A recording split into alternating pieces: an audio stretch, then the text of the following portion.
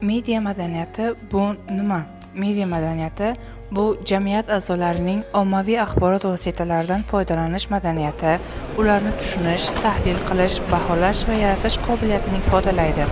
U insonning media muhitdagi axborotlarga nisbatan ongli munosabati, tanqidiy fikrlashi va axborotni axloqiy, estetik mezonlar asosida saralash ko'nikmalarini o'z ichiga oladi. Axborotga nisbatan ongli yondashuv.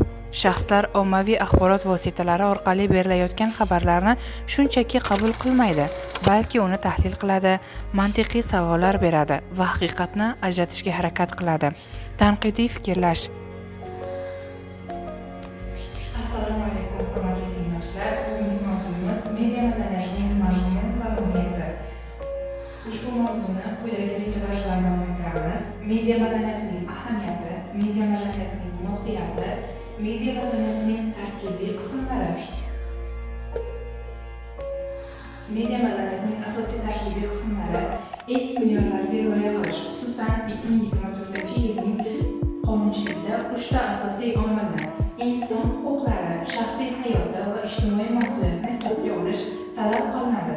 Xususan, hozirgi universitetlarda mingdan ortiq talabalarga media maqolalarni tanlash va baholash bo'yicha treninglar o'tkazish orqali rivojlantirib borilmoqda. O'zbekistonning bir universitetida media maqolalarni joriy etish orqali 2025-yilning o'zida 15 mingta talaba media savodxonligini boshlashi rejalashtirilgan. Axborot madaniyatini ommalashtirishda 2023-yilda Toshkent shahrida o'tkazilgan 5 ta seminar treninglarida mingdan ortiq ishtirokchilarni jalb qildi va ular orqali media amaliy bosqichlari amalga oshira boshlandi. Zamonaviy O'zbekiston jamiyatida 2022-yildan boshlab texnologiyalarni boshqarish va marketingning jadal rivojlanishi media madaniyatining ahamiyatini oshirishga rivojini yanada katta ahamiyatga ega bo'ldi. Estetik bu 21-asrning global dunyosida va Nyu-Yorkdagi muzey eksponatlarida teatr sohasidagi barcha muammolarni o'z ichiga qamrab oladi va media madaniyatining rivojlanishida va uning takomillashida ushbu estetiklik katta ahamiyatga ega hisoblanadi. Etik me'yorlarga rioya qilish 5 ta blok va 12 moddada Amerika Qo'shma Shtatlarida ishlab chiqilgan bo'lib, barcha davlatlarda ushbu qonun-qoidalar qat'iy amalga oshirib qo'yilmoqda. Jahon tajribasi shuni ko'rsatadiki, faoliyatini samarali tartibga solish 3 ta bosqichdan iborat: litsenziyalash, nazorat va jamoatchilik nazorati.